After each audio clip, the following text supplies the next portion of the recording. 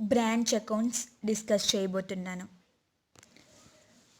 For example, A B C D limited అనే ఒక company ఉందనుకోండి. ఈ కంపెనీ డిఫరెంట్ స్టేట్స్లలో తన బిజినెస్ని ఎక్స్పాండ్ చేసుకోవాలి అనుకున్నప్పుడు బ్రాంచెస్ని పెడుతుంది. మనకి బ్రాంచెస్ అనే కాన్సెప్ట్ హెడ్ ఆఫీస్ ఉంటేనే వస్తుంది. హెడ్ ఆఫీస్ లేదంటే అసలు మనకి బ్రాంచ్ కాన్సెప్ట్ అనేది రాదు. సో అకౌంటింగ్ పాయింట్ ఆఫ్ వ్యూలో బ్రాంచ్ అనేది ఇన్లాండ్ బ్రాంచెస్గా, ఫారిన్ బ్రాంచెస్గా క్లాసిఫై చేశారు. ఇన్లాండ్ బ్రాంచెస్ని మళ్ళీ డిపెండెంట్ బ్రాంచ్గా, ఇండిపెండెంట్ బ్రాంచ్గా క్లాసిఫై చేశారు. సో ఈ డిపెండెంట్ బ్రాంచెస్లో గూడ్స్ని కాస్ట్ ప్రైస్కి లేదా సెల్లింగ్ ప్రైస్కి సెల్ చేస్తారు. దట్ మీన్స్ పంపిస్తారు. హెడ్ ఆఫీస్ అనేది బ్రాంచ్కి కాస్ట్కి లేదా సెల్లింగ్ ప్రైస్కి గూడ్స్ని పంపిస్తుంది. And goods invoiced at wholesale price. Head office అనేది బ్రాంచ్కి గూడ్స్ని కాస్ట్ ప్రైస్కి లేదా సెల్లింగ్ ప్రైస్కి పంపించినప్పుడు మనకి 3 టైప్స్ మెథడ్స్ ఉన్నాయి. ఒకటి వచ్చేసి debtors method, stock and debtors method, final accounts method. Invoice ప్రైస్కి పంపించినప్పుడు wholesale branches method. Dependent branches మొత్తం కంట్రోల్ అండ్ మెయింటెనెన్స్ హెచ్ఓనే చేస్తుంది. మనము ఇప్పుడు డిపెండెంట్ బ్రాంచ్లో డెటార్స్ మెథడ్ చూద్దాం. డెటార్స్ మెథడ్ ఎప్పుడు యూస్ చేస్తారంటే స్మాల్ సైజ్ బ్రాంచెస్ ఉన్నప్పుడు, చిన్న బిజినెసెస్ ఉన్నప్పుడు డెటార్స్ మెథడ్ అనేది సూటబుల్. ఇప్పుడు మనం డెటార్స్ మెథడ్లో కాస్ట్కి పంపించినప్పుడు హెడ్ ఆఫీస్ బ్రాంచ్కి గూడ్స్ ట్రీట్మెంట్ ఎలానో చూద్దాం. మనకి మెయిన్గా డెటార్స్ మెథడ్లో ఏమేమి వస్తాయంటే, డెటార్స్ మెథడ్లో మనం డెటార్స్ మెథడ్ హెడ్ ఆఫీస్ బుక్స్లో ట్రాన్సాక్షన్స్ని చూస్తున్నాము. హెడ్ ఆఫీస్ బుక్స్లో సో మెయిన్గా ఏమొస్తాయంటే బిగినింగ్ అసెట్స్, ఓపెనింగ్ అసెట్స్ ఏవైనా ఉన్నా, క్లోజింగ్. సో నెక్స్ట్ ఎక్స్పెన్సెస్ ఏవైనా,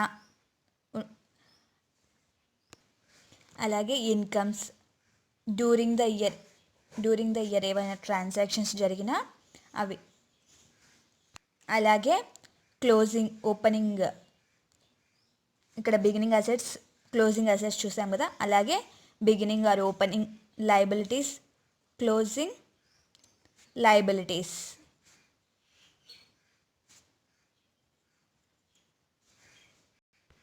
అండ్ గూడ్స్ ఏవైనా బ్రాంచ్కి పంపించిన, బ్రాంచ్ ఏవైనా రిటర్న్ చేసిన గూడ్స్ని, సో పంపించిన, రిటర్న్ చేసిన, సో మెయిన్గా ఇవే మనం డెటార్స్ సిస్టంలో చూసేది. So debtors system head office బుక్స్లో బ్యాలెన్స్ బ్రాట్ డౌన్, అసెట్స్ ఓపెనింగ్లో ఉన్నవి stock, debtors, petty, cash, furniture, prepaid expenses. So opening. అలాగే క్లోజింగ్ కూడా, క్లోజింగ్ అసెట్స్ సేమ్. నెక్స్ట్ వచ్చేసి liabilities, creditors, outstanding expenses, opening liabilities. అలాగే closing liabilities, creditors, outstanding expenses. మనం head office బుక్స్లో debtor సిస్టంలో branch account prepare చేస్తున్నాం. So branch account ఇది. So goods ఏవైనా బ్రాంచ్కి పంపించిన లేదా బ్రాంచ్ రిటర్న్ చేసిన హెడ్ ఆఫీస్కి, బ్రాంచ్కి పంపించినప్పుడు మనకి బ్రాంచ్ అకౌంట్ హెడ్ ఆఫీస్ బుక్స్లో డెబిట్ అవుతుంది, లెడ్జర్ అకౌంట్స్లో. అలాగే డెటార్ సిస్టంలో హెడ్ ఆఫీస్ బుక్స్లో బ్రాంచ్ అకౌంట్లో రిటర్న్ చేసినప్పుడు గూడ్స్ రిటర్న్ టు హెచ్ఓ. జనరల్గా బ్రాంచ్కి పంపిస్తున్నాము అంటే ఏం ఎంట్రీ వస్తుంది? Branch account debtor to goods sent to branch. So branch account data to goods sent to branch. I think branch purchases లాగా. సో ఇవే ఏవైనా మనకి రిటర్న్ చేశారనుకోండి goods, so reverse goods return చేసినప్పుడు హెచ్ఓకి goods return to HO to branch account. So opening assets చూసాం, closing assets చూసాం, అలాగే liabilities opening closing చూసాం, అలాగే goods sent to branch, goods return two branch చూసాం. మనం ఈ బ్రాంచ్ అకౌంట్స్ అనేది హెడ్ ఆఫీస్ బుక్స్లో మెయింటైన్ చేస్తున్నాము. సో ఏవైనా ఎక్స్పెన్సెస్ ఇంకర్ అయితే కనుక హెడ్ ఆఫీస్ పే చేస్తే కనుక branch account data to bank. Branch expenses head office pay చేస్తుంది కాబట్టి డెబిట్ చేసాం. అదే బ్రాంచ్ నుంచి మనకి ఏవైనా కలెక్షన్స్ కానీ క్యాష్ కానీ వస్తే కనుక క్రెడిట్ చేస్తాం. క్యాష్ సేల్స్ కానీ క్యాష్ కలెక్టెడ్ ఫ్రమ్ డెటార్స్ కానీ.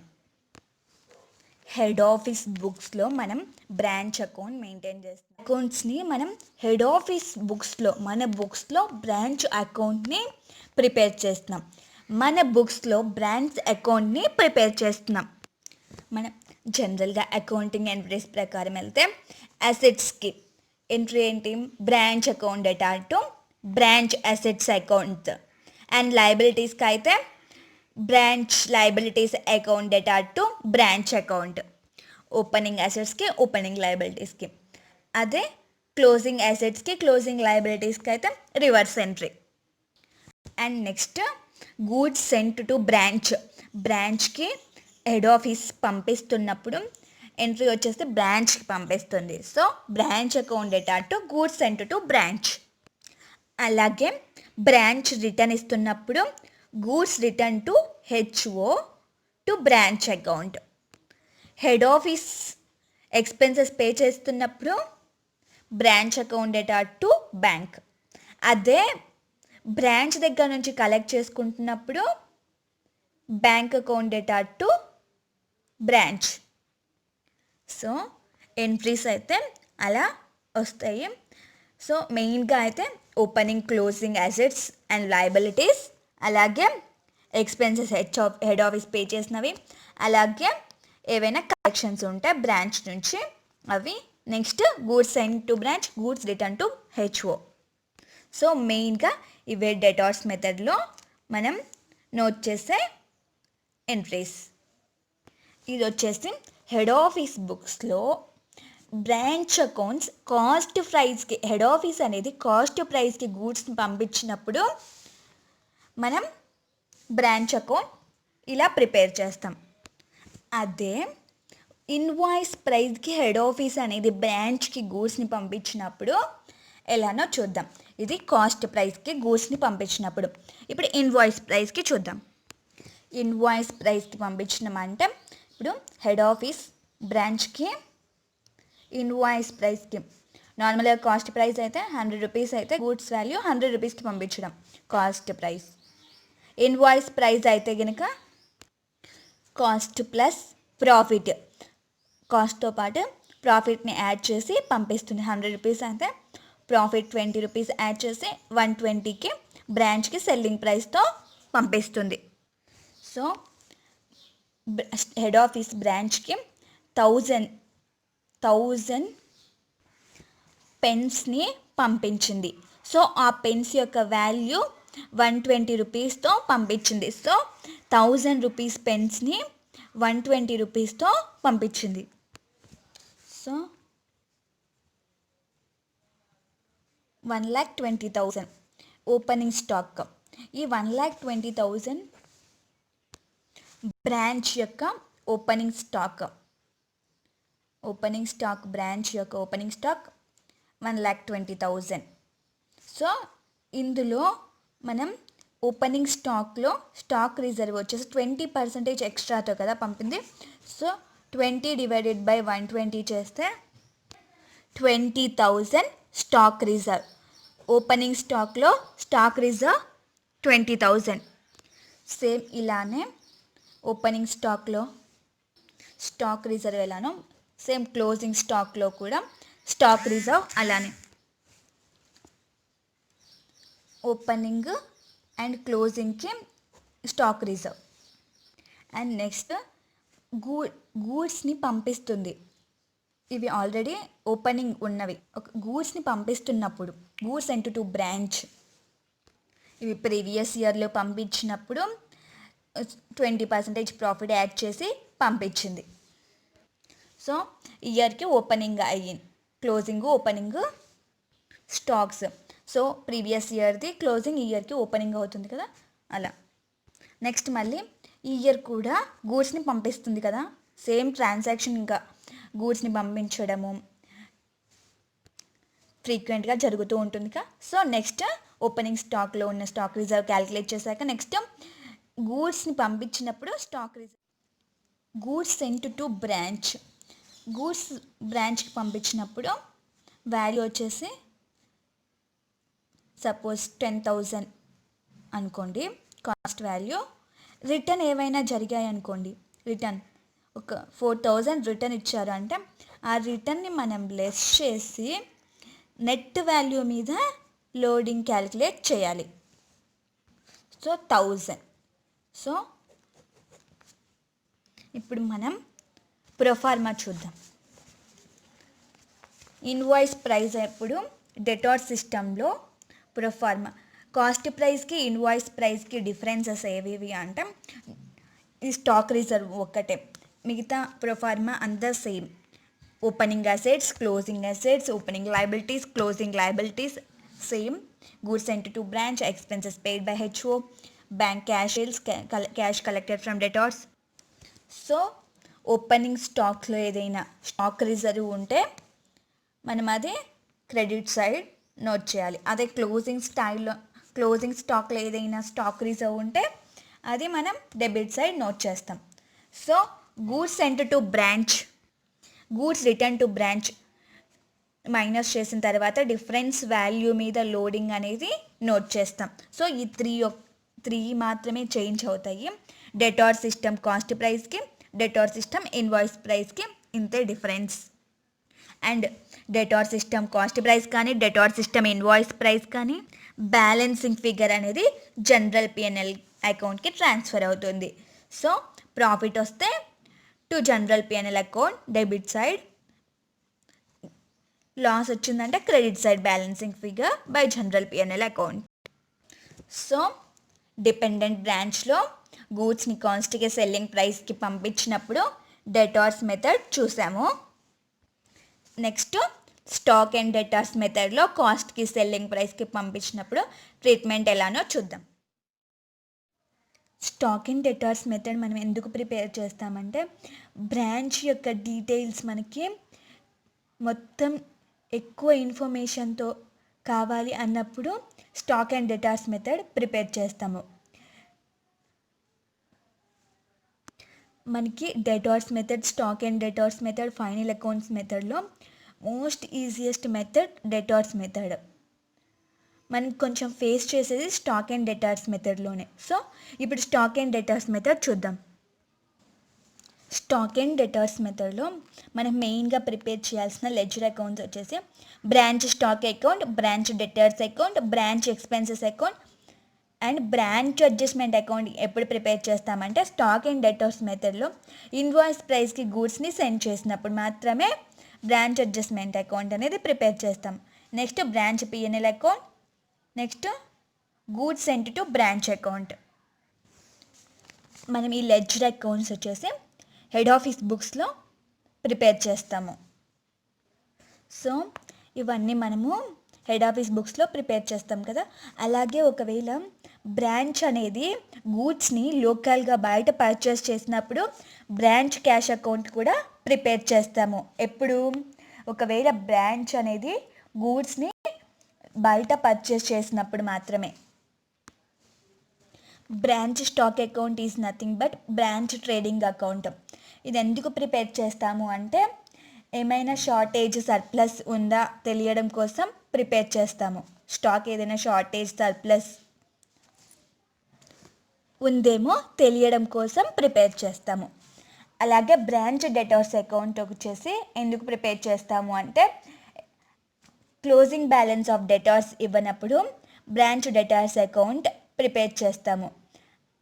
అలాగే మనకు branch debtors account closing balance ఇవ్వకపోయినా, అలాగే క్రెడిట్ సేల్స్ ఇవ్వకపోయినా ఆ రెండు ఇన్ఫర్మేషన్ బ్రాంచ్ డెటార్స్ అకౌంట్స్ నుంచి వస్తుంది. అలాగే branch expenses account. Branch expenses అకౌంట్లో మనం టోటల్గా ఎంత ఎక్స్పెన్సెస్ ఇంకర్ అయ్యామో అది నోట్ చేస్తాము. Next branch adjustment account. ఇది ఎప్పుడైతే మనం ఇన్వాయిస్కి సెండ్ చేస్తామో గూడ్స్, అప్పుడే బ్రాంచ్ అడ్జస్ట్మెంట్ అకౌంట్ అనేది ప్రిపేర్ చేస్తాము. బ్రాంచ్ అడ్జస్ట్మెంట్లో నథింగ్ బట్ స్టాక్ రిజర్వ్స్ ఉంటాయి. స్టాక్ రిజర్వ్ అంటే అన్రియలైజ్డ్ ప్రాఫిట్స్. మనం లెడ్జర్ అకౌంట్స్ చూసేటప్పుడు బ్రాంచ్ అడ్జస్ట్మెంట్ గురించి చూద్దాం. Next branch PNL account. Branch PNL account ద్వారా మనకి ప్రాఫిటో లాసో తెలుస్తుంది. Next goods sent to branch account. Goods sent to branch account ద్వారా మనకి ఎంత కాస్ట్ ఆఫ్ గూడ్స్ బ్రాంచ్కి సెండ్ చేసామో తెలుస్తుంది. సో ముందుగా మనం బ్రాంచ్ స్టాక్ అకౌంట్ చూద్దాం. ఇందాక చెప్పాను కదా, branch stock account nothing but branch trading account. నార్మల్గా మనం trading account, PNL account, next balance sheet, ఇది మనం 11th స్టాండర్డ్ నుంచే చూస్తున్నాం. సో మీకు ఎక్కువ డీటెయిల్గా చెప్పాల్సిన అవసరం లేదనుకుంటున్నాను. సో బ్రాంచ్ స్టాక్ అకౌంట్లో ఓపెనింగ్ స్టాక్, అలాగే goods sent to branch, nothing but branch purchases, and goods written by debtors. Debtors ఏవైనా గూడ్స్ రిటర్న్ చేసినప్పుడు ఈ 3 ట్రాన్సాక్షన్స్ అనేవి మనకి బ్రాంచ్ స్టాక్ అకౌంట్లో డెబిట్ సైడ్ వస్తాయి. నెక్స్ట్ క్రెడిట్ సైడ్ వచ్చేసి సేల్స్, క్యాష్ ప్లస్ క్రెడిట్. అలాగే లాస్ ఆఫ్ గూడ్స్, ఏవైనా గూడ్స్ లాస్ అయినా ఆ వాల్యూ నోట్ చేయాలి. అలాగే ఏవైనా గూడ్స్ హెచ్ఓకి రిటర్న్ చేసినప్పుడు, గూడ్స్ బ్రాంచ్కి సెండ్ చేసినప్పుడు డెబిట్ చేస్తాం కదా, అలాగే రిటర్న్ చేసినప్పుడు క్రెడిట్ చేయాలి. Next opening stock, closing stock. మనకి బ్యాలెన్సింగ్ ఫిగర్ వచ్చేసి surplus in stock or shortage. ఇక్కడ బ్రాంచ్ స్టాక్ అకౌంట్లో మనకి బ్యాలెన్సింగ్ ఫిగర్ వచ్చేసి సర్ప్లస్ వస్తే కనుక డెబిట్ సైడ్ నోట్ చేయాలి, అండ్ లాస్ వస్తే కనుక క్రెడిట్ సైడ్. అండ్ ఒకవేళ మనకి క్లోజింగ్ స్టాక్ ఇన్ఫర్మేషన్ ఇవ్వకపోతే బ్యాలెన్సింగ్ ఫిగర్ అనేది క్లోజింగ్ స్టాక్ వస్తుంది. నథింగ్ బట్ మనకి డెబిట్ సైడ్ మొత్తం inflows and credit side outflows. Okay, మనం బ్రాంచ్ స్టాక్ అకౌంట్లో ఈ ట్రాన్సాక్షన్స్ని నోట్ చేయాలి.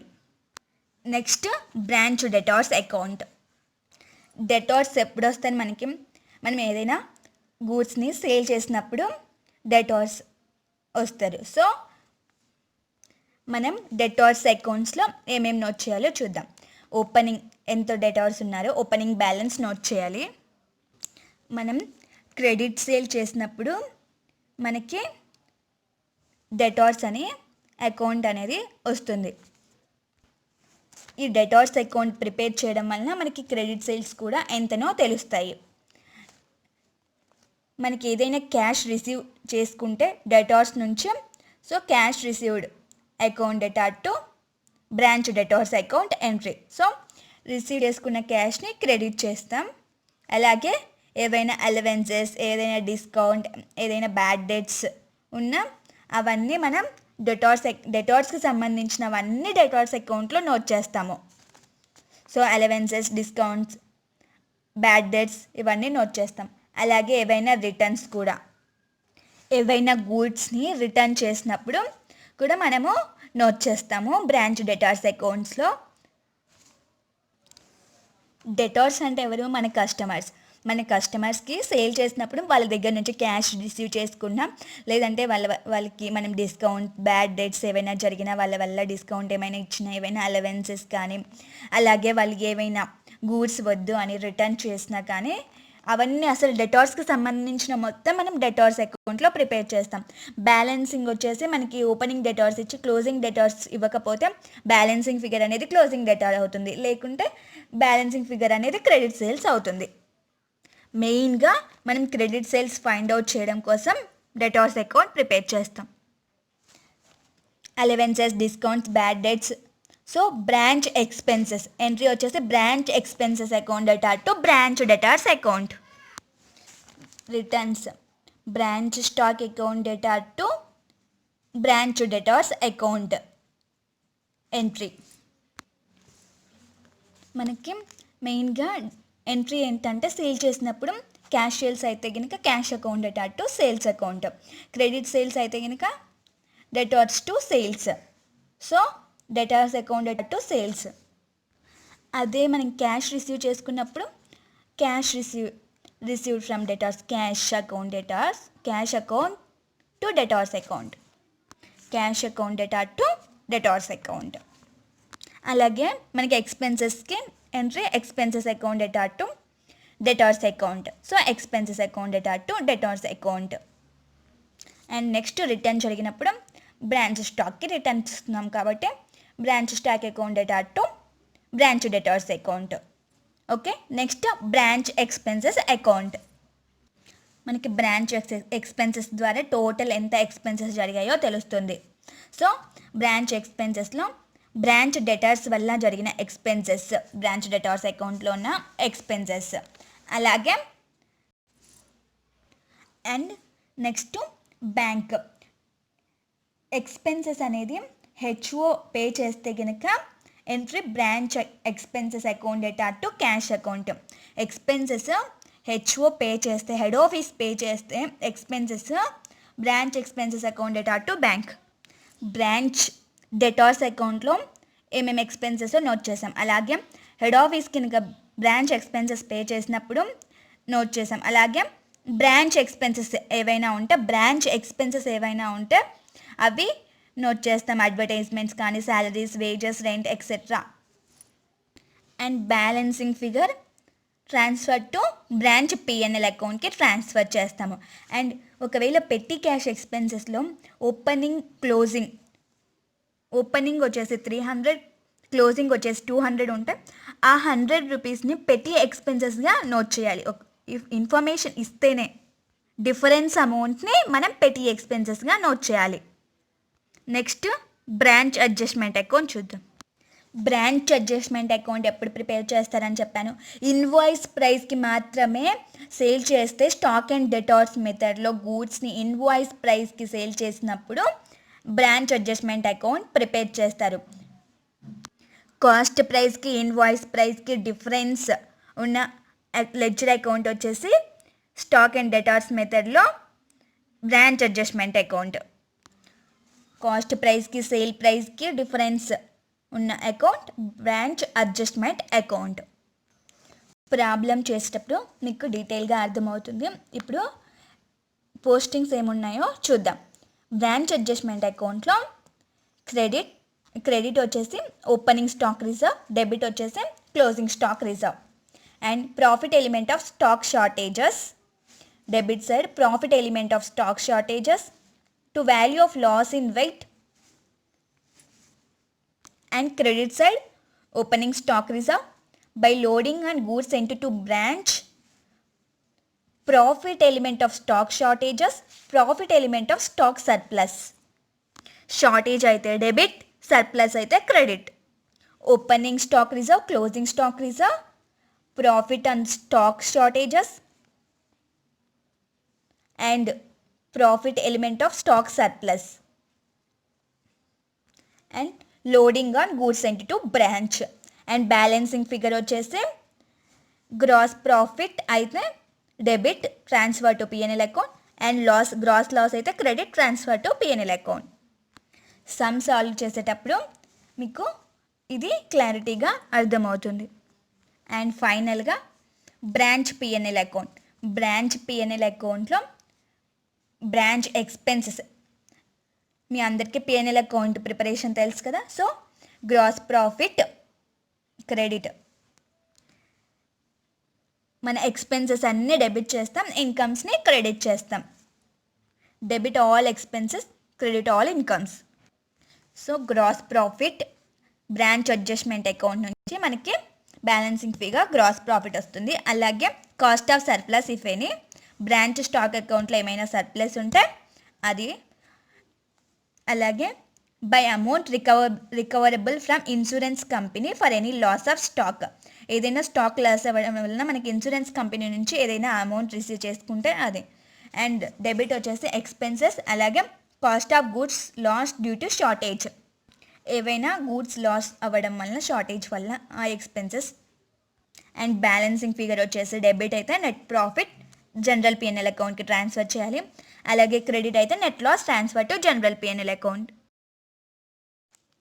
Next goods sent to branch account. Last మనం ప్రిపేర్ చేయాల్సిన ledger account goods sent to branch account. ఈ అకౌంట్ మనకి ఎంత net value of goods send చేశారో బ్రాంచ్కి తెలుస్తుంది. సో బ్యాలెన్సింగ్ ఫిగర్ అనేది పర్చేజ్ అకౌంట్కి లేదా ట్రేడింగ్ అకౌంట్కి ట్రాన్స్ఫర్ చేస్తారు. బేస్డ్ ఆన్ ఆ ఫామ్ అనేది మ్యానుఫ్యాక్చరింగ్ ఫామ్ లేదా ట్రేడింగ్ రిలేటెడ్, దాన్ని బట్టి ట్రాన్స్ఫర్ చేస్తారు. సో మనం బ్రాంచ్ స్టాక్ అకౌంట్ చూసాం, డెటార్స్ అకౌంట్, ఎక్స్పెన్సెస్ అడ్జస్ట్మెంట్, అలాగే PNL, goods sent to branch. So stock and debtors మెథడ్లో కాస్ట్ ప్రైస్కి అలాగే సెల్లింగ్ ప్రైస్కి డిఫరెన్స్ అకౌంట్ వచ్చేసి branch adjustment account. Okay, debtors method over and stock and debtors method కూడా complete అయింది. Next final accounts method. ఈ method అందరికీ తెలుసు, ఎందుకంటే ఇది మనకి 11th స్టాండర్డ్ నుంచి వస్తుంది. సో ఫైనల్ అకౌంట్స్ మెథడ్లో మనము trading, PNL and balance sheet prepare చేస్తాము. సో బ్రాంచ్ అకౌంట్స్లో మనం trading account, PNL account prepare చేస్తాము. Trading account, PNL account prepare చేస్తాం కదా. సో కంప్లీట్ ఇన్ఫర్మేషన్ అనేది మనకి వస్తుంది. ఏదైనా ఇన్ఫర్మేషన్ మనం అదర్ మెథడ్స్లో ఇగ్నోర్ చేసిన ఈ ఫైనల్ అకౌంట్స్ మెథడ్లో మాత్రం మనకి కంప్లీట్ ఇన్ఫర్మేషన్ వస్తుంది. అలాగే ఈజీగా ప్రిపేర్ చేయొచ్చు, అలాగే ఈజీగా కూడా అర్థమవుతుంది. ఈ మెథడ్లో ఈచ్ బ్రాంచ్, ప్రతి బ్రాంచ్ కూడా సపరేట్ ఎంటిటీగా కన్సిడర్ చేసి ప్రిపేర్ చేస్తారు PNL, trading account. So final accounts మీ అందరికీ తెలుసు కాబట్టి నేను ప్రొఫార్మా ఏమీ చెప్పట్లేదు. సో మనం డెటార్స్ మెథడ్ చూసాం, స్టాక్ అండ్ డెటార్స్ మెథడ్ చూసాం, అలాగే ఫైనల్ అకౌంట్స్ మెథడ్. సో ఈ 3 మెథడ్స్లో మనం నెక్స్ట్ క్లాస్లో సమ్స్ని చూద్దాం. Okay friends, all the best, bye.